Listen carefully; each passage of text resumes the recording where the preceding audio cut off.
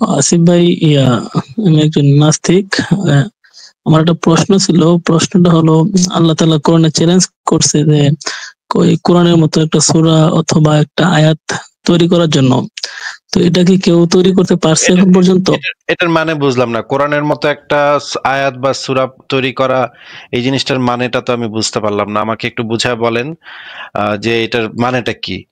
এবং এটা কে নির্ধারণ করবে? কে ডিসাইড করবে যে এটা কোরআনের মতো একটা ভালো সূরা হইছে নাকি হয় নাই? এটা কে নির্ধারণ করবে? যেমন ধরেন কোরআনের একটা আয়াতে বলা আছে, সূরা বাইয়িনার ৬ নম্বর আয়াতে বলা আছে যে কাফের মুশরিকরা হচ্ছে সৃষ্টির নিকৃষ্টতম জীব, তারা জাহান্নামী। হ্যাঁ?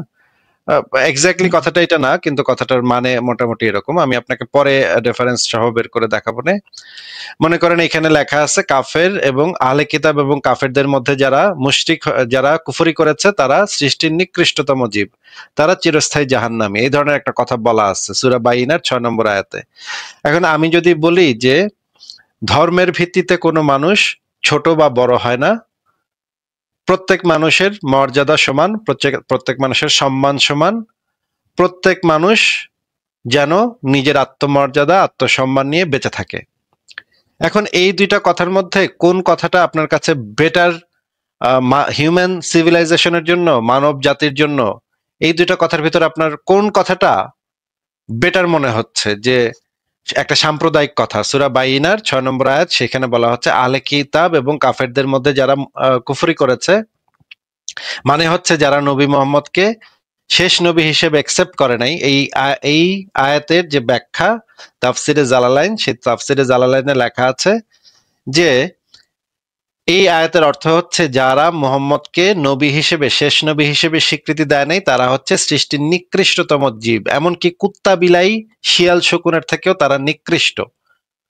এই আয়াতের ব্যাখ্যা এটা দেয়া আছে। এখন আমি যদি বলি যে প্রত্যেক মানুষের সম্মান সমান, ধর্ম বর্ণ নির্বিশেষে সব মানুষ সমান মর্যাদার, সমান সম্মানের, ধর্মের ভিত্তিতে কাউকে জাজ করো না, ধর্মের ভিত্তিতে কাউকে ছোট বা বড় মনে করো না, তোমরা কর্মের ভিত্তিতে মানুষকে ভালো মানুষ বা খারাপ মানুষ হিসেবে নির্ধারণ করো।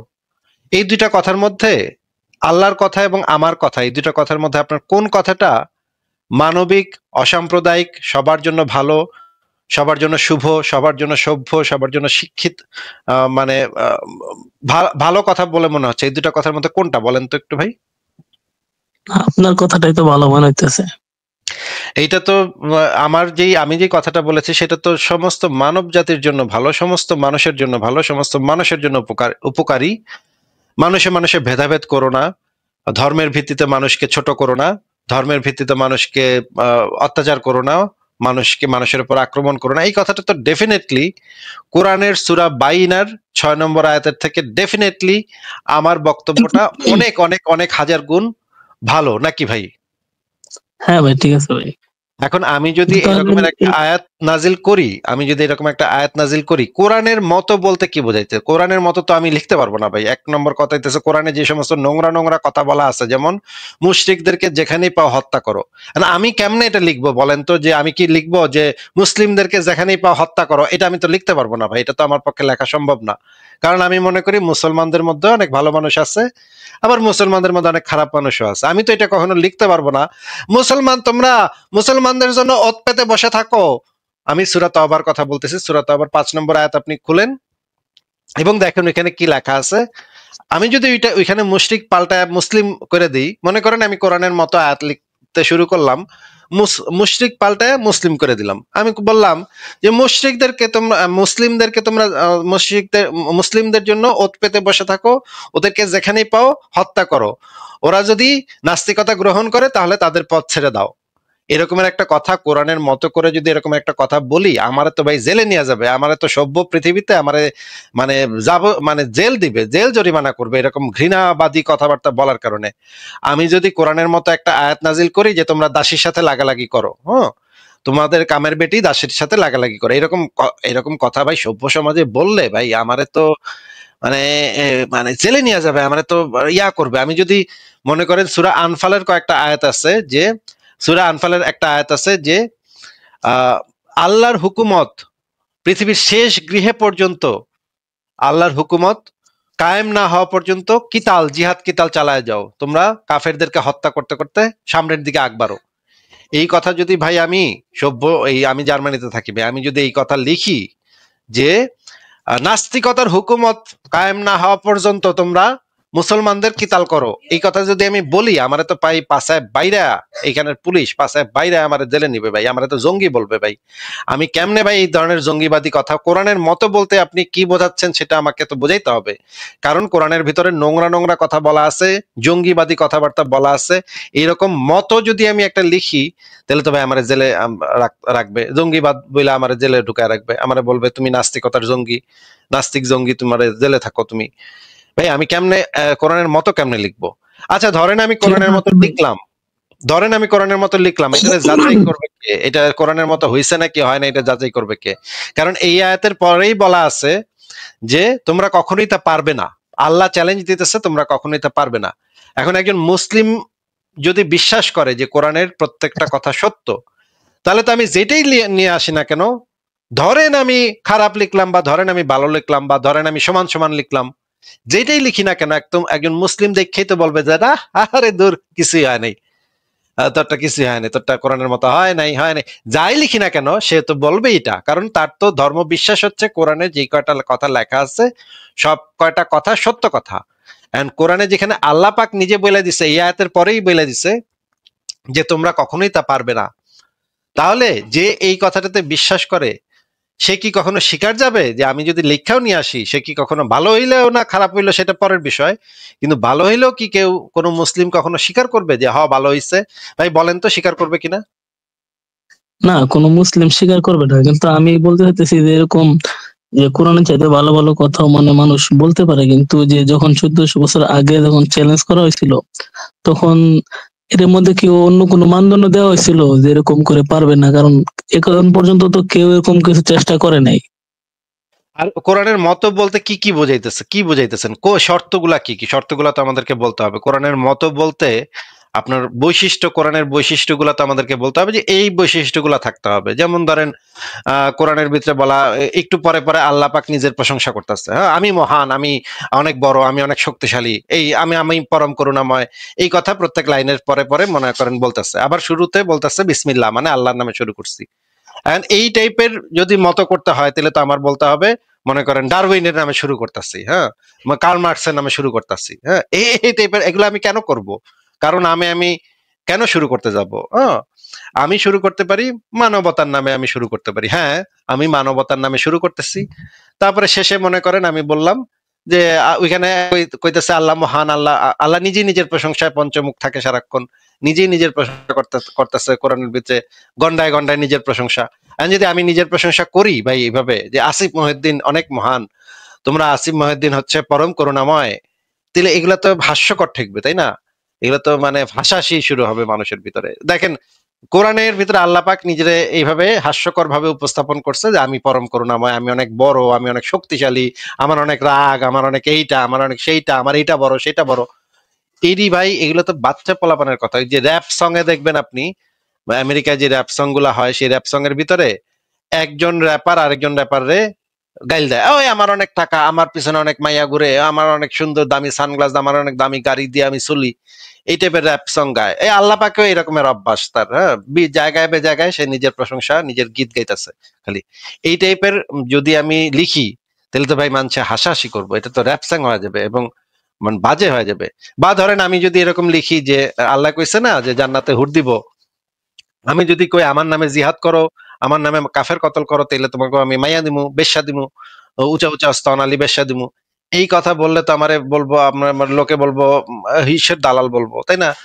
আল্লাহ পাক যেরকম হুরের দালালি করছে, আমি যদি এরকম দালালি শুরু করি, এটা তো ভাই সভ্য সমাজে তো এগুলা আসলে চলবে না। এগুলা কিভাবে আমি লিখবো? এগুলা লেখাটা তো দুষ্কর, লেখাটা তো মুশকিল। হ্যাঁ ঠিকই কথা, তো ঠিকই এরকম নোংরা কেতাব লেখা, এরকমের বর্বর, অসভ্য, ঘৃণাত্মক, নারী বিদ্বেষী, সাম্প্রদায়িক, এরকমের অবৈজ্ঞানিক কথাবার্তা লেখা আসলেই মুশকিল, এটা সত্য কথা। 1450 বছর আগের এই সুনাহাগা মানে মাদ্রাসা সাপ, এই যে পেডোফাইল, সে কি লিখা গেছে এগুলার অনুকরণ করে লেখা আসলেই মুশকিল। কিন্তু ভাই আপনি কি একটা রবীন্দ্রসঙ্গীত লিখতে পারবেন ভাই, বলেন তো? না, রবীন্দ্রসঙ্গীত তো আমি তো আমার দ্বারা তো সম্ভব না। কারো পক্ষে কি রবীন্দ্রসঙ্গীত লেখা সম্ভব? মনে করেন অনেক মেধাবী লোক, তার পক্ষে কি একটা রবীন্দ্রসঙ্গীত লেখা সম্ভব? হয়তো মেধাবীদের দ্বারা সম্ভব হইতে পারে। না ভাই, রবীন্দ্রসঙ্গীত কারো পক্ষেই লেখা সম্ভব না, একমাত্র রবীন্দ্রনাথের পক্ষেই রবীন্দ্রসঙ্গীত ও, লেখা সম্ভব। বুঝতে পারছি ভাই, আপনি যদি লেখেন, তাহলে আপনার গানটা হইতে পারে মুমিনেন্দ্র সঙ্গীত। আপনার নাম বুঝতে যেহেতু পারছি, মুমিন, বুঝতে পারছি। আপনারটা ম্যাক্সিমাম হইতে পারে মুমিন সঙ্গীত, তাই না? বা হ্যাঁ, ধরেন হ্যাঁ, হ্যাঁ। আসিফ মহিউদ্দিন যদি একটা গান লেখে, তাহলে সেটা হইতে পারে ম্যাক্সিমাম আসিফ সঙ্গীত, আসিফ গীতি, এই টাইপের কিছু একটা নাম দেওয়া যায় ওইটাতে। নজরুল গীতির মতো একটা গান আপনি একটা নজরুল গীতি লিখতে পারবেন ভাই? না, না, বুঝতে পারছি না। এটা নজরুলই পারবে একমাত্র। কেন কেন কেন? কারণ হচ্ছে প্রত্যেকটা কবি, প্রত্যেকটা সাহিত্যিকের একটা ইউনিক বৈশিষ্ট্য থাকে, একটা আলাদা বৈশিষ্ট্য থাকে। যেমন শেক্সপিয়ারের সনেট, মাইকেল মধুসূদন দত্তের সনেট, এবং মাইকেল মধুসূদন দত্তের কবিতা আর নজরুলের কবিতা একদম আকাশ পাতাল পার্থক্য। আবার সুধীন্দ্রনাথের কবিতা আবার আলাদা, আবার মনে করেন রবীন্দ্রনাথের কবিতা আলাদা, আবার আমাদের শামসুর রহমানের কবিতা আবার আলাদা। একটার স্টাইলের সাথে আরেকটা স্টাইলের তো মিল নাই। এবং প্রত্যেকটা স্টাইল একজন কবির প্রত্যেকটা স্টাইল নির্ভর করে তার যে সমাজ, তার বাস্তবতা, তার জীবনযাপন, এগুলোর উপরে নির্ভর করে। যেমন ধরেন রবীন্দ্রনাথের সঙ্গীতের সাথে কিন্তু আপনি মনে করেন চর্যাপদের যে কবিতাগুলা, সেই চর্যাপদের কবিতাগুলোর মিল পাইবেন না, দেখবেন আকাশ পাতাল পার্থক্য, তাই না? হুম। আবার রবীন্দ্রনাথের কবিতার সাথে শামসুর রহমানের কবিতার কোনো একদমই মিল নেই। আবার জীবনানন্দ দাশের কবিতা একরকম, শামসুর রহমানের কবিতা আরেক রকম, রবীন্দ্রনাথের কবিতা আরেক রকম। এক একজন কবির এক একটা ইউনিক স্টাইল থাকে। এখন যদি রবীন্দ্রনাথের মতো একটা প্যারোডি আমি লিখি, তাহলে এটা ম্যাক্সিমাম প্যারোডি হইতে পারে, কিন্তু এটা তো কখনো রবীন্দ্রসঙ্গীত হবে না, তাই না? হ্যাঁ, বুঝতে পারছি। মানে আমরা মাঝে মাঝে দেখি না, রবীন্দ্রসঙ্গীতটা নিয়ে প্যারোডি করে মানুষজন, প্যারোডি বানায়। মনে করেন এই যে আহ, এই যে অনেক গান নিয়ে রবীন্দ্রসঙ্গীতের অনেক গান নিয়ে আমি ছোটকালে প্যারোডি শুনছি। এলাকার দুষ্টু পোলাপান প্যারোডি বানায়, নজরুল গীতি নিয়ে প্যারোডি বানায় আমরা গাইতাম আর কি, মজা মজা মাস্তি করতাম। তো এই প্যারোডি বানানো যাবে, প্যারোডি বানানো সম্ভব, কিন্তু এটা রবীন্দ্রসঙ্গীত তো আর বানানো সম্ভব না, কারণ প্রত্যেক কবির একটা ইউনিক স্টাইল থাকে। এই যে কোরআনেরও একটা স্টাইল আছে, আবার বাইবেলেরও আরেকটা স্টাইল আছে, আবার হোমারের যে ইলিয়াড ওডিসি, সেগুলোরও আলাদা একটা স্টাইল আছে। এগুলো হচ্ছে প্রাচীন, অনেক পুরোনো দিনের স্টাইল। এই স্টাইল ফলো করে মানে কেন লিখতে হবে? আমি তো আরো বেটার ওয়েতে লিখতে পারি, এখন তো আরো বেটার কবিতা আছে, এখন তো আরো বেটার। তার মানে চ্যালেঞ্জটা আসলে একটা বেহুদা একটা চ্যালেঞ্জ, না ভাই? এটা হইতেছে একটা বেহুদা চ্যালেঞ্জ, এটা তো একটা সুনাহাগা লেভেলের চ্যালেঞ্জ। একটা উত্তর দিলেই হইব যে নির্ধারণ করবো কে, জাজ করবো কে? মনে করেন আমি যদি কয়েকজন নাস্তিকরাই না বসাই জাজ করতে, তারা তো কইবো আমার লেখাটাই সবচেয়ে ভালো হয়েছে, আমার লেখাটা কোরআনের থেকে অনেক অনেক উন্নত। আমি যদি কোরআনের একটা আয়াত বাইর করে দেখাই যে দেখেন ভাই, কোরআনের ভিতরে চাইর বিবি দাসী লাগালাগি এগুলোর কথা লেখা আছে, এন্ড আমি যদি বলি যে তোমরা একই সাথে 4 বিবি রাখো না, দাসীর সাথে এগুলা লাগালাগি করো না, দাসী যদি অসম্মত হয়, দাসী বা যেই তোমার সাথে সম্মত হইলে কইরো, কিন্তু দাসী এই কারণে তুমি তার সাথে সহবাস করবে, এটা তুমি করতে পারো না। তো এটা কেউ তোমার অধীনে নাই। দাস প্রথা নিষিদ্ধ পৃথিবীতে। কোরআনে তো দাস প্রথার কথা বলা আছে, দাস প্রথাকে অ্যালাউ করা হয়েছে কোরআনে। আমি যদি বলি দাস প্রথা নিষিদ্ধ হয়ে গেছে পৃথিবীতে, কেউ কারো অধীনে থাকবে না, কেউ কারো দাস না, এই কথাটা তো অবশ্যই ডেফিনেটলি কোরআনের থেকে অনেক ভালো কথা। মানে কথার মান হিসেবে যদি মানবিক দৃষ্টিকোণ থেকে দেখেন, তাহলে তো কথার মান হিসেবে তো এটা অত্যন্ত ভালো কথা হবে, আমি যদি দাস প্রথাকে নিষিদ্ধ করে দিই, নাকি ভাই কি বলেন? হ্যাঁ ভাই, ঠিক আছে ভাই। কোরআনে তো দাস প্রথাকে অ্যালাউ করা হয়েছে, তাই না? কোরআনে তো বলা হয়েছে মানুষ মানুষের দাস হইতে পারে, মানুষ মানুষকে কেনা বেচা করতে পারে। এটা তো একটা জঘন্য কথা। মানে একটা সভ্য সমাজে তো, এখনকার সভ্য সমাজে তো এটা কল্পনাই করা যায় না যে একজন মানুষ আর একজন মানুষের দাস হবে, এটা তো অসম্ভব। এখন যদি আমি বলি, আমার কথাটা হইতেছে কেউ কারো দাস না, প্রত্যেক মানুষের মর্যাদা সমান, এটা যদি আমি বলি, এটা তো ডেফিনেটলি কোরআনের থেকে অনেক বেটার কথা, অনেক মানবিক কথা, অনেক আহ মানুষ হিউম্যান সিভিলাইজেশনের জন্য অনেক জরুরি কথা। কিন্তু হ্যাঁ ভাই, কিন্তু এটা যে কিন্তু এই অমানবিক, এটা কিন্তু মোহাম্মদ বুঝতে পারে না 1400 বছর আগে। হ্যাঁ, মোহাম্মদ না হয় বুঝতে পারেনি, কিন্তু এখন যদি একজন মুমিন রাই না বসান জাজ করতে, হে তো কইব না ভাই আমাকে কোরআনে যেটা যেহেতু আল্লাহ কইছে ওইটাই ভালো ভাই, দাস প্রথাই ভালো ভাই। আর আমি যদি মানে এই মুসলিম ছাড়া অন্য কারো আয়না বসাই, কোনো একটা ইহুদি বা কোনো একটা হিন্দু যে মানবিক চিন্তা ভাবনা করতে পারে, বা কোনো একটা নাস্তিক যে মানবিক চিন্তা ভাবনা করে, এমনকি অনেক মুসলিমও আছে যারা মানবিক চিন্তা ভাবনা করে। একজন মুসলিম যদি সে নিরপেক্ষ ভাবে যাচাই করে, তার তো কাছে মনে হবে যে হ্যাঁ, দাস প্রথা তো খারাপ, দাস প্রথা তো এটা তো আসিফ মহিউদ্দিনই তো ভালো কথা বলছে, দাস প্রথা নিষিদ্ধ। আমি তো এইটা গ্যারান্টি দিতে পারি যে যদি আপনি কনটেক্সটটা হিসাব করেন, মানে ওইটার মূল বক্তব্যটা কি, তাহলে আমার কথা কোরআনের থেকে, আমার যে কোনো কথাই কোরআনের থেকে অনেক ভালো কথা ভাই। আমি যদি সবচেয়ে খারাপ কথাও বলি, এটাও কোরআনের থেকে অনেক ভালো কথা। আপনি যে সবচেয়ে খারাপ যে কথাটা বলবেন, সেটাও কোরআনের থেকে ভালো কথা, কারণ কোরআনের ভিতরে মানুষকে জারজ বিলা গালি দেয়া আছে। কোরআনের ভিতরে মানুষকে জারজ বিলা গালি দেয়া আছে। আমি তো এইটা যে মানে এটা যে একটা কত নোংরা একটা গালি, এটা যে কত খারাপ একটা গালি, এটা যে একটা মানুষকে কিভাবে অসম্মান করে, বলেন তো ভাই। জারজ গালিটা এটা আপনার কাছে কেমন মনে হয়? না, জারজ তো ওটা গালি দেওয়াটা আসলে অসম্মানজনক, কারণ জারজ তো বলে কোনো নাই। হ্যাঁ, একটা বাচ্চার তো এই বিষয়ে কোনো হাত নাই, তাই না? সে তার বাপ মা বিয়া করছে নাকি করে নাই, কেমনে কি করছে, এটা তো বাচ্চাটার তো কোনো দোষ নাই। আপনি যদি একটা বাচ্চাকে বলেন তুই তো জারজ, তোর বাপ মা বিয়া করে নাই, এটা তো বাচ্চাটার জন্য অত্যন্ত অসম্মানজনক। বাচ্চাটা কি মনে কষ্ট পাবে চিন্তা করে দেখেন, যেখানে বাচ্চাটার কোনো অপরাধ নাই, বাচ্চাটা কোনো দোষ করে নাই, কোরআনের ভিতরে জারজ বিলা মানুষের গালিগালাজ করা হচ্ছে। এটা ভাই কেমন কথা? এটা আমি তো কখনো এই কাজ করতে পারবো না। আমি তো কোরআনের এই আয়াতের মতো কোনো আয়াত লিখতে পারবো না। আমি বেশি ম্যাক্সিমাম লিখতে পারি মোহাম্মদ ছিল একটা পেডোফাইল, এটা লিখতে পারি কোরআনের আয়াত। আমার যদি কোরআন লিখি তাহলে সেটা লিখতে পারবো। কিন্তু আমি একটা মানুষকে, যেই মানুষের কোনো অপরাধ নাই, অপরাধ থাকলে আপনি তাকে সেটা বলতে পারেন, কিন্তু যে মানুষের, যেই বাচ্চাটার কোনো অপরাধই নাই তাকে জারজ বলবো আমি, এটা কেমন কথা ভাই? এটা কিভাবে সম্ভব? আমি তো এটা করতে পারবো না। আসলে ঠিকই কইছেন, কোরআনের মতো ভাই নোংরা, জঘন্য, ইতর, মানে মানে এত নোংরা, এত মানে বিশ্রী বই বা এই আয়াত লেখা আমার পক্ষে আসলেই কঠিন, কারণ আমি একজন সভ্য মানুষ হিসেবে নিজেকে দাবি করি। আর যদি আর আর যদি আমরা লিখিও, তাহলে হিসাব বিচার করবে কে? সেটা একটু, বিচারকটা একটু বলেন কে করবে? না ভাই, বিচার যদি করে তাহলে বিচার করার পরে দেখা যাবে যে আপনার আসলে কোরআনের মতো কোরআন লিখতে পারবেন না। কারণ কোরআনে যেরকম অমানবিক লেখা আছে, এরকম আসলেই কোনো মানবিক মানুষের দ্বারা লেখা সম্ভব না। তার মানে কোরআনের চ্যালেঞ্জ কিন্তু ঠিকই আছে।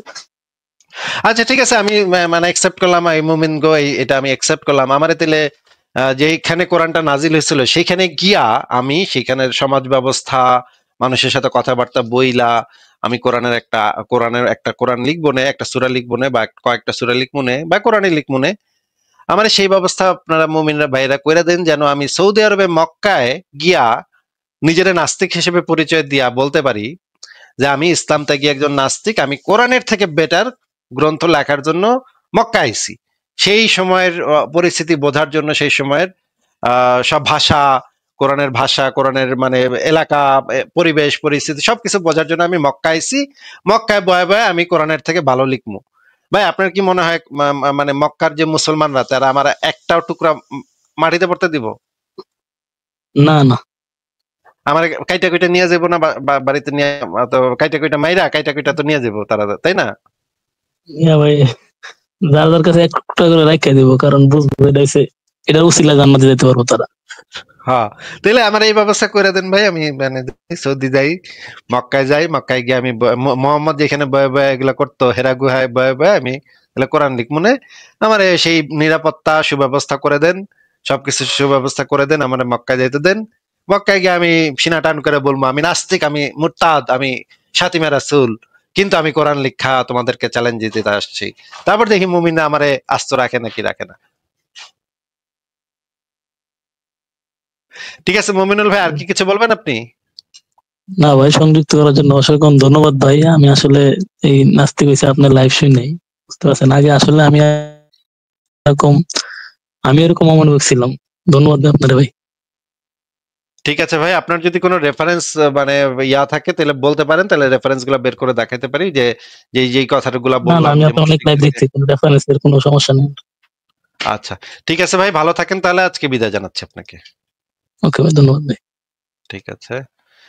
আপনারা যদি দর্শকরা কেউ মনে করেন যে আমি একটা ভুল রেফারেন্স দিচ্ছি, বা রেফারেন্সটা ওই রকম না, যেভাবে আমি বলছি সেরকম না, তাহলে এসে আমাকে চ্যালেঞ্জ করতে পারেন, আমরা সেগুলো বের করে দেখাতে পারি যে আসলে রেফারেন্সে কোরআনে এগুলা বলা আছে নাকি। কোরআনের অত্যন্ত নোংরা নোংরা কথাবার্তা বলা আছে, কাফেরদের মারো, কাটো, গনিমতের মাল বানাও, গনিমতের মাল বানাইয়া ইয়া করো, এগুলো নোংরা নোংরা বাজে বাজে কথা ভর্তি ভাই। অনেক নোংরা নোংরা কথাবার্তা বলা আছে কোরআনের ভিতরে। আমি কেন কোরআনের মতো লিখতে যাবো ভাই? মানে পাগলা কুত্তা কামড়াইছে, এই জঙ্গিবাদী কথাবার্তা লিখলে আমার পুলিশে আস্থা রাখবে ভাই? মানে আমি বলতে চাচ্ছিলাম যে ব্যভিচারিণী নারীর যে শাস্তিটা আগে ছিল, তাদেরকে ঘরে আটকায় রাখা, যতদিন পর্যন্ত মৃত্যু না হইতো ততদিন পর্যন্ত ঘরে আটকায় রাখতো। এটা আমি একটা আয়াতে পড়েছি, হ্যাঁ। তারপর সম্ভবত সূরা নিসার কোন একটা আয়াতে পড়লাম যে ব্যভিচারিণী নারী যারা, তাদেরকে শাস্তি দেওয়া হইব 100 বেত্রাঘাত। হ্যাঁ, হ্যাঁ, তাহলে আগেরটা কি হইলো? আগেরটা মানসুখ হয়ে গেছে, কিন্তু এইটাও মানসুখ, আপনি যেটা বলছেন এটাও মানসুখ হয়ে গেছে। মানসুখ হয়ে আরেকটা আয়াত নাজিল হয়েছিল কোরআনে, যেটা কোরআন থেকে হারায় গেছে, যে কোরআনের পরে এটা করে খুঁজে পাওয়া যায় নাই। এটা কি আপনি জানেন যে এরপরে আরো একটা আয়াত নাজিল হয়েছিল যেটা কোরআন থেকে আর পরে খুঁজে পাওয়া যায়নি, যেটাতে বলা হয় রজমের আয়াত। দুইটা আয়াত কয়েকটা আয়াত নাজিল হয়েছিল একসাথে, রজমের আয়াত এবং বয়স্ক লোকের দুধ পান বিষয়ক আয়াত। এই বিষয়ে ওমরের একটা খুবই বিখ্যাত হাদিস আছে, আমি আপনাকে সেই হাদিসটা বের করে দেখাইতেছি। আপনি প্রথমে যেটা বলছেন সেই আয়াতটা তো মানসুখ হয়েছি, দ্বিতীয় যেটা বলছেন এটাও মানসুখ হয়ে আরেকটা আয়াত আসছিল যেটা কোরআনে এখন আর খুঁজে পাওয়া যায় না, সেটা কোরআনে নাই, কিন্তু এইটার হুকুম আছে, হুকুম বলবৎ আছে। মানে হচ্ছে কোরআনে মানসুখ হয়ে গেছে, কোরআনের পাতায় এটা এই আয়াতটা খুঁজে পাবেন না, কিন্তু এটার হুকুম এখনো রয়ে গেছে, মানে এই আইনটা কার্যকর করতে হবে। আমরা দেখি সহিহ মুসলিম হাদিস গ্রন্থের 4310 নম্বর হাদিস, এখানে দেখা যাচ্ছে, দেখেন আপনি, এখানে লেখা, ওমর ইবনু খাত্তাব রাসূলুল্লাহ সাল্লাল্লাহু আলাইহি সাল্লামের মিম্বরের উপর বসা অবস্থায় বলেছেন, নিশ্চয়ই আল্লাহ তাআলা মুহাম্মদ সাল্লাল্লাহু আলাইহি সাল্লামকে সত্য দিন সহ পাঠিয়েছেন এবং তার উপর কিতাব মানে কুরআন অবতীর্ণ করেছেন। আল্লাহর নাজিলকৃত বিষয়ের মধ্যে ব্যভিচারীদের জন্য পাথর নিক্ষেপের আয়াত দেখা যাচ্ছে ভাই? জি ভাই বলেন, আমি শুনতে পারছি। আমি স্ক্রিনে দেখাইছি হাদিসটা, এই যে এখানে দেখতে পাচ্ছেন। হ্যাঁ, আপনার স্ক্রিনের হাদিসটাও আমি দেখতে পাচ্ছি, সমস্যা নাই। এই যে আল্লাহর নাজিলকৃত বিষয়ের মধ্যে ব্যভিচারীর জন্য পাথর নিক্ষেপের আয়াত রয়েছে, তা আমরা পাঠ করেছি, স্মরণ রেখেছি এবং হৃদয়ঙ্গম করেছি। সুতরাং রাসূলুল্লাহ সাল্লাল্লাহু আলাইহি সাল্লাম ব্যভিচারের জন্য রজম করার হুকুম বাস্তবায়ন করেছেন। তার পরবর্তী সময়ে আমরাও ব্যভিচারের জন্য রজমের হুকুম বাস্তবায়ন করেছি। আমি ভয় করছি যে, মানে ওমর বলতেছে, আমি ভয় করছি যে দীর্ঘদিন অতিক্রান্ত হওয়ার পর কেউ এ কথা হয়তো বলবে যে আমরা আল্লাহর কিতাবে ব্যভিচারীর শাস্তি রজমের নির্দেশ পাই না। তখন আল্লাহ কর্তৃক নাজিলকৃত এ ফরজ কাজটি পরিত্যাগ করে তারা মানুষকে পথভ্রষ্ট করে ফেলবে। নিশ্চয়ই আল্লাহর কিতাবে বিবাহিত নরনারীর ব্যভিচারের শাস্তি পাথর নিক্ষেপ করে হত্যা এর হুকুম সাব্যস্ত, যখন সাক্ষ্য দ্বারা তা প্রমাণিত হয় কিংবা গর্ভবতী হয় অথবা সে নিজে স্বীকার করে। এই যে দেখেন নিচে লেখা আছে, এই আয়াতটি তিলাওয়াত বা রহিত হয়ে গেছে, কিন্তু আয়াতটির হুকুম এখনো বহাল আছে। মানে আমি যেটা বোঝাতে যাচ্ছি, আল্লাহ সবসময় একটু কনফিউজ টাইপের ক্যারেক্টার, তো এক এক সময় এক এক আয়াত নাজিল করছে, এক সময় এক আইন জারি করছে, কয়েকদিন পরে আবার আল্লাহ বুঝতে পারছে যে আগের আইনটা ভুল করে দিছিলাম, না ওইটা না, এই মুমিনরা তোমরা বাদ দাও, আগের আইনটা বাদ দিয়া নতুন আইন করো, এই যে দাও নতুন আইন দিলাম। তখন আবার কয়েকদিন পর আবার একটা নতুন আইন দেয়, আবার নতুন আইন দেয়, কয়েকদিন পর আবার আল্লাহর মাথা চুলকায়, আল্লাহ কয় না এটাও তো ভালো হইতেছে না, আইনটা তো চলতেছে না ঠিক মতো, আচ্ছা যা তো করে আর নতুন আরেকটা আইন দিলাম। এইভাবে আল্লাহ বারবার আইন পরিবর্তন করে। আল্লাহ পাকের এই আইন পরিবর্তন করার বিধানটাকে বলা হয় নাসেখ মানসুখ। আপনি কি নাসেখ মানসুখ কাকে বলে জানেন? এই কিছুটা শুনছিলাম আর কি হুজুর গোমহের থেকে। যাই হোক, আমি আপনার একটা জিনিস জিজ্ঞাসা চাইতেছি, তাহলে নাসেখ মানসুখটা একটু শুনে নেন। মানসুখ মানে হইতেছে আল্লাহ পাক আগে, কথা শুনে নেন, এই যে এই টাইপের আচরণ দেখলে আমার মেজাজটা খারাপ হয়ে যায়। এই জন্যই বলছি, আগে শুরুতেই বলছি, কথা ভালো করে বোঝার চেষ্টা করবেন। আল্লাহ পাক বারবার তার আইন চেঞ্জ করে। এখন ভাই আপনি তো বিশ্বাস করেন আল্লাহ পাক সর্বজ্ঞানী নাকি ভাই? আমি হ্যাঁ, আমার আইডিটা কি জানতে পারবো? না না ভিতর কথা কিছু কমু, আমার কেউ কেউ কি ট্যাগ করতে পারবো? না না, কেউ করতে পারবো না। আমি সৌদি আরবে এমন জায়গায় থাকি, এমন একটা জায়গায় কাজ করি যেখানে মানুষ প্রতিদিন আয়া চিৎকার করে, চিল্লায়। আমি ওই জায়গায় আল্লাহ কাজ করি।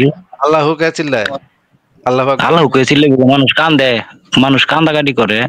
আমি যে কাজ করি রাসূলের রওজাতে, ওকে। ওরে ওরে বাপ রে বাপ, সাংঘাতিক জায়গা ভাই, তাহলে তো সাংঘাতিক জায়গায় কাজ করেন। কিন্তু আপনি তো মানে আল্লাহরে সর্বজ্ঞানী মনে করেন নাকি? আমি হ্যাঁ আল্লাহরে তো মারাত্মক জ্ঞানী মনে করি। মনে করেন একবার কইলো যে তারে ইয়া কর, পাথর নিক্ষেপ করে মার, একবার কইলো যতদিন হ্যাঁ না মর দিন বন্দি করে রাখ। আমি সর্বজ্ঞানী যদি ওই থাই, তাহলে আমি কই দিব যে আসিফ মহিউদ্দিনের ঠ্যাঙ্গ ঝুলাইয়া মারবি, পরে আর কোনো আইন হইতো না। এই হ্যাঁ, আল্লাহ পাকের আইন হইলে তো সেটা একটাই আইন হইব, তাই না? তো এক কথা একটা এক কথা। আমি কই দিব যে মুমিন রে ঠ্যাঙ্গে ঠ্যাঙ্গে ঝুলাইয়া বানবি বা গলা দড়ি লাগায় মারবি, অন্য কোনো দিকে মারতারতি না। হ্যাঁ, কয়দিন পর ঠেলা খেলে আবার আইন চেঞ্জ করে দেয়, এটা কেমন কথা ভাই? এটা তো আল্লাহ, এটা মানুষে করতে পারে, মানুষে আইন একটা বানায়। না ভাই, এটা যদি আমার আইন নয়, দেখা গেছে আমার কেউ ফিসে ঠেলা দিল, আমি হ্যাঁ পারতাম না, তাইলে আমি এটা চেঞ্জ করাম। কিন্তু আমার কেউ ধরতার তো না, ক্ষমতা নাই, তাহলে তো আমি চেঞ্জ করতাম না। হ্যাঁ ঠিকই কইছেন। এটা মানুষের আইনে আমরা দেখি যে কয়দিন পর পর সংবিধানের পরিবর্তন করে, আইনের পরিবর্তন করে, আবার কয় নতুন আইন দিলাম। এটা এটা মানুষই করতে পারে। মানুষের যেহেতু মানুষ মানে সর্বজ্ঞানী না, মানুষ করতেই পারে এটা। কিন্তু আল্লাহ পাক এটা কয়দিন পরে পরে আইন চেঞ্জ করে, এটা আইন দেয়, আবার কয়দিন পর না এটা। এই যে কয়দিন ইদ্দত পালন করব, এটা নিয়েও 4বার আইন দিচ্ছে, 4বার আইন পাল্টাইছে। হ্যাঁ, 4টা আইন দিছে। ইদ্দত পালন করার তো, এই ইদ্দত পালনের আয়াত আমি পড়ছি সূরা তালাকের। যাই হোক, হ্যাঁ কিছু ফেসাল আছে। হ্যাঁ, সেটাই আমি কইতেছিলাম যে সেখানে ভেজাল আছে, এই জায়গায় কিছু ফেসাল আছে। আগে এই ব্যভিচারিণী শাস্তির মধ্যেও তো ভেজাল আছে। ব্যভিচারিণী শাস্তির মধ্যে ভেজালটা কিরকম, মনে করেন যে যারা ব্যভিচার করবো হ্যাঁ রে ফাত্তর মাত্র যেমনি মারুক মারুক, যদি কোনো সতী সাবিত্রীর নারীর উপরে, হ্যাঁ সতী সাবিত্রীর উপরে যদি মিথ্যা দোষারোপ করে, তাইলে 4 জন সাক্ষী লেখা করুন লাগবো। আচ্ছা, 4 জন সাক্ষী লেখা করবো। এখন আমি ধরেন একটা খারাপ কাজ করলাম, আমি কি জিন্দিগিতে কেউ সাক্ষী লেখা করবো? এটা কি সম্ভব? কেউ মনে করেন রেপ করতে গেল, এখন কেউ কি মানে সাক্ষী নিয়ে রেপ করতে যায়? এটা কি সম্ভব ভাই? মনে করেন একটা কলিমউদ্দিন হুজুর, সে সখিনারে রেপ করতে গেছে, এখন কি সখিনা 4 জন পুরুষ সাক্ষী পাইবো কই? ওইখানে কি 4 জন খাড়ায়, ওই 4 জন পুরুষ সাক্ষী যদি দেখে, তাহলে ওই 4 জন পুরুষ সাক্ষী কি খাড়ায় খাড়ায় দেখতেছিল, তো ওরা বাধা দিব না? আর যাক, বাধা না দিক, 4 জন সাক্ষী লইতো আমি জীবনে কোনো খারাপ কামও যাইতাম না। আর এবং এই খারাপ কামও সাক্ষীদের, যাইমু। এবং হাদিসে যেটা লেখা আছে যে এই সাক্ষীদের এত কাছ থেকে দেখতে হবে যেন সুরমা শলাকার ভিতরে সুরমা দানির ভিতরে সুরমা শলাকা যেভাবে ঢুকে যায়, এইরকম কাছাকাছি অবস্থায় থাইকা এটা দেখতে হবে। ভাই এত কাছে থাইকা তো দেখা সম্ভব না, এত তাহলে তো পর্ন সিনেমা হয়ে যাবে, তাই না? এত কাছে থেকে দেখলে এটা তো পর্ন সিনেমাতে এত কাছে থেকে দেখা যায়। এইটা কি সম্ভব ভাই? আরে ভাই, এত কাছে দেখবো কে? আমি একটা বেড়া মানুষ, যদি কোনো মহিলা মানুষের আমার সামনে কেউ করে, তাহলে আমি হয়তো বাইরে মাইরালামও, আনালে আমার যদি আমার ব্রেনে যদি এরকম বিকৃত মস্তিষ্ক হয়ে থাকে, তাহলে আমিও করবো। দুইটার একটা। ঠিকই বলছেন। হ্যাঁ, আপনার সাথে একমত। আমি আপনাকে এই বিষয়ে একটা দেখাইতে চাচ্ছি, রেফারেন্স দেখাইতে চাচ্ছি। মুহাম্মদের একজন সাহাবী ছিল, অত্যন্ত বিখ্যাত সাহাবী। দেখেন, মুগিরা ইবনে শুবা, এই সাহাবী হচ্ছে মুহাম্মদের অত্যন্ত বিখ্যাত একজন সাহাবী। ফাতেমার বাসায় যে আক্রমণ করছিল, অনেকে বলে যে ফাতেমার বাসায় আক্রমণ করছিল, এই বেড়ায় গিয়া ফাতেমারে লাথি মারছিল। ফাতেমা যখন এই যে আবু বকরের সাথে যখন গেঞ্জাম হয়েছিল, মানে জমি নিয়া, তখন এই বেড়ায় শুনছিলাম ফাতেমার গর্ভে জানি একটা সন্তানও ছিল, জানি লাত্তির আঘাতে মারা গেছিল। হ্যাঁ, এটা আমি একটা হাদিসে মনে পড়ছিলাম, সঠিক বলতে পারবো না রেফারেন্সটা, পড়ছি। কয়েক মাসের প্রেগনেন্ট ছিল, বা পেটে বাচ্চা ছিল। তখন এই বেটা গিয়া, এই বেটারে উমর পাঠাইছিল, ওই বেটা গিয়া একটা জোরে দরজা একটা জোরে লাথি মারছে। ফাতেমা নাকি, যদিও এটা মানে সুন্নিরা বিশ্বাস করে না, শিয়ারা মনে করে যে এই বেটায় এই কাম করছিল। এই বেটার চরিত্রটা, এটা কিন্তু মুহাম্মদের খুবই বিখ্যাত একজন সাহাবী, মুকিরা ইবনে শুবা। আপনি অনেক হাদিসে দেখবেন এই যে শুবার কথা লেখা আছে। আমরা দেখেন এই বেটায় কি করছে, দেখেন এই যে আল বিদা ওয়ান নিহায়াতে যেটা লেখা আছে, উম্মু জামিল বিনতে আফকাম নামে এক মহিলা ছিল, সে ছিল বনু আমির ইবনে সা গোত্রের মেয়ে, কেউ বলেছেন বনু হেলাল গোত্রের মেয়ে। তার স্বামী ছিল সাকিফ গোত্রের লোক।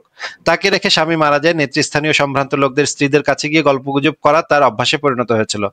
তখন বসরার শাসনকর্তা ছিলেন মুগিরা ইবনে শুবা।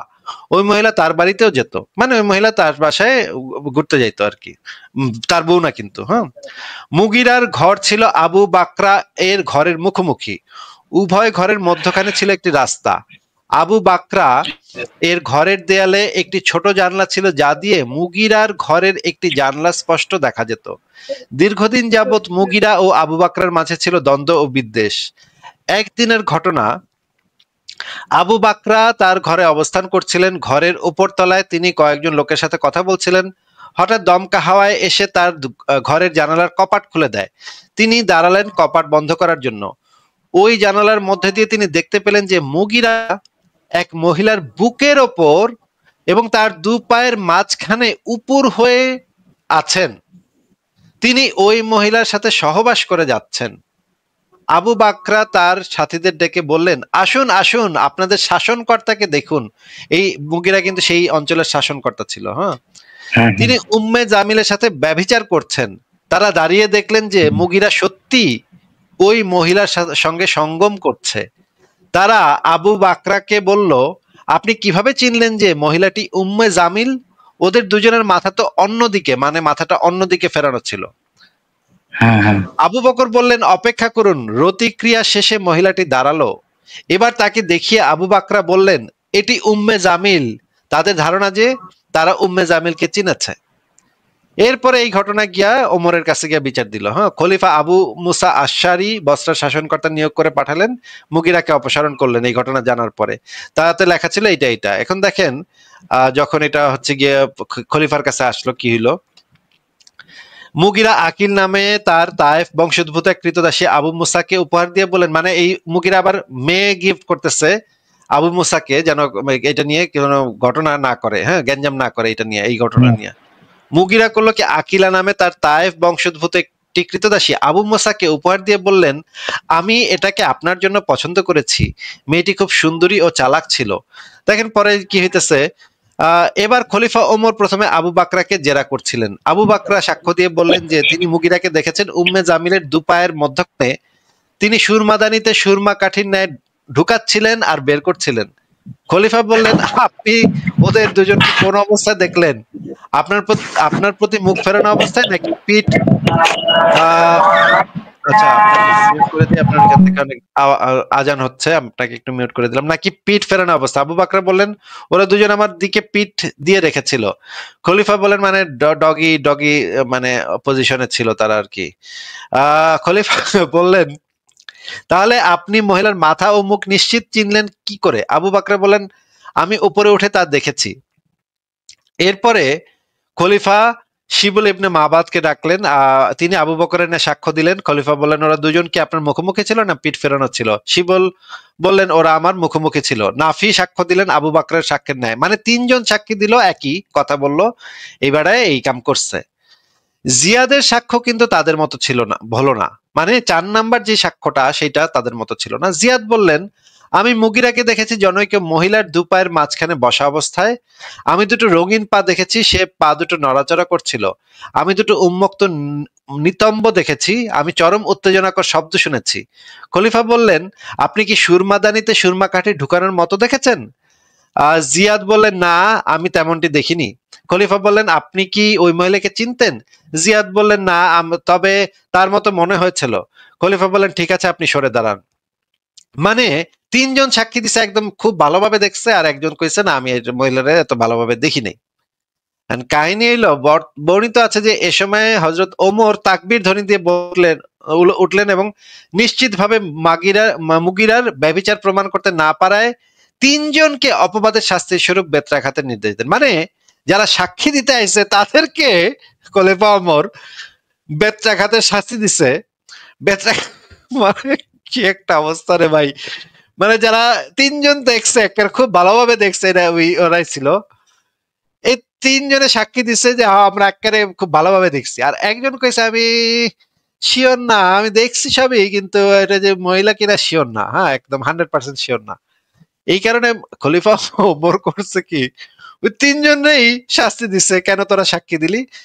এরপর দেখেন, এরপরে প্রসঙ্গত খলিফা ওমর এই আয়াত তিলাওয়াত করলেন, যেহেতু তারা সাক্ষী উপস্থিত করেনি কারণে আল্লাহর কাছে তারা মিথ্যাবাদী। এরপরে কি ঘটলো দেখেন, এবার মুগিরা বলেন, আমিরুল মুমিনিন, এই গোলামদের হাত থেকে আমাকে মুক্তি দিন। খলিফা বলেন, চুপ থাকুন, আল্লাহ চিরদিনের জন্য আপনার মুখ বন্ধ করে দিন।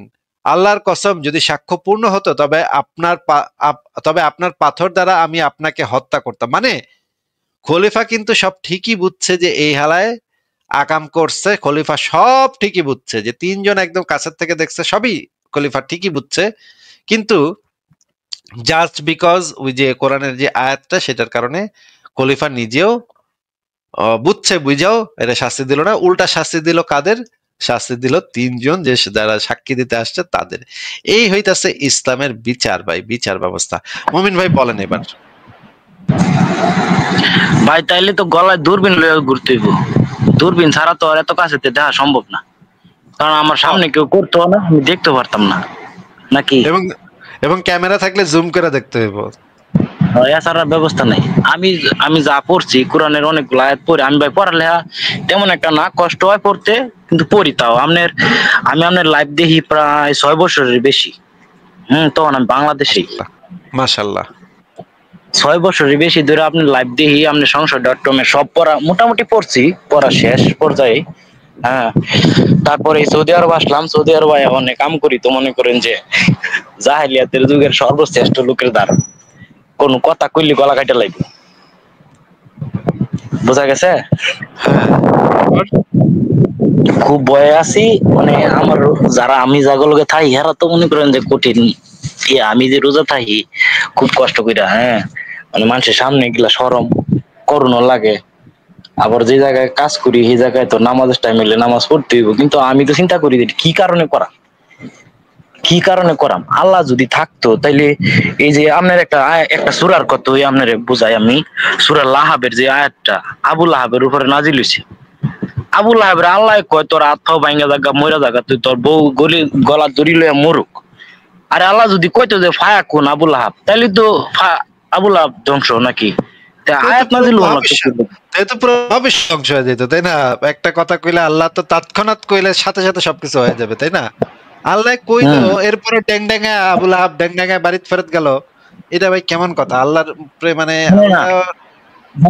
এটা মনে আবু লাহাব আইটা গেছে, কোনো দুঃখ নাই। আবু লাহাবের বউ যদি খেজুর গাছের দড়ি গলাত লাগায় মরতো, তাও কইতাম না আল্লাহর কথাটা হইছে। কিন্তু আবু লাহাবের বউ তো দেখলাম হাদিস দলিলে যা দেখলাম, আবু লাহাবের বউ গলাত দড়ি লাগায় মরলো না, কেমনে কি?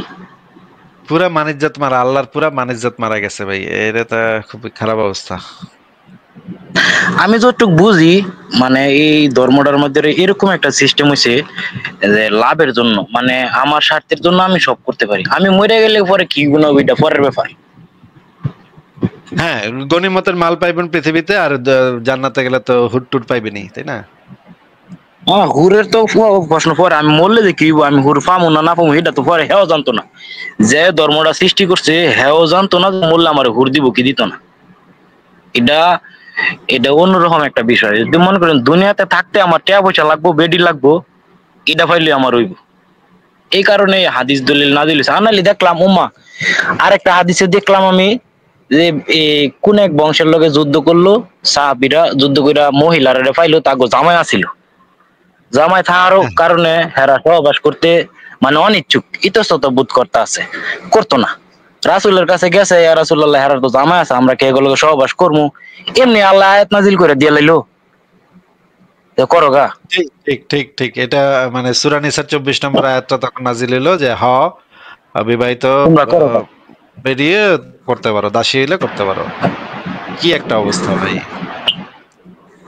তাহলে করো গা। তার মানে এই দেখা গেছে আমি কোন একটা দরকারে গেলাম, আমি এই লোকের প্রিয় লোক আছিলাম, আমার লাগে একটা আয়াত নাজিল করে বই লইল আল্লাহ। আল্লাহর খায়া দেয় আর কোনো কাম নাই মহাবিশ্বের ভিতরে, আল্লাহর আর কোনো কাজ নাই, খালি একজনের লাগে আয়াত নাজিল করবো, এটাই কাজ। হ্যাঁ এটাই আমার কাছে মনে না, আমার কাছে মনে হয় যে এটাই এর কাজ, মানে বই থেকে আর কোনো কাম নাই। একজন যাবো এর সমস্যার সমাধান করবে একটা আয়াত নাজিল করে।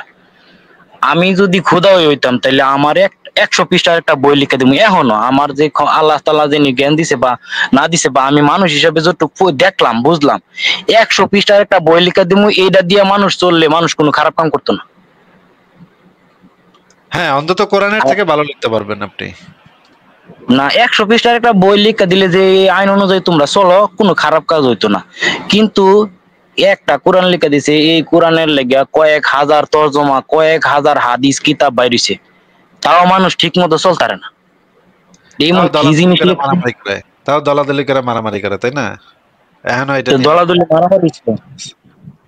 আমার খালাতো ভাই একটা মুফতি, হ্যাঁ, আমার লগে হের লগে যাওই না।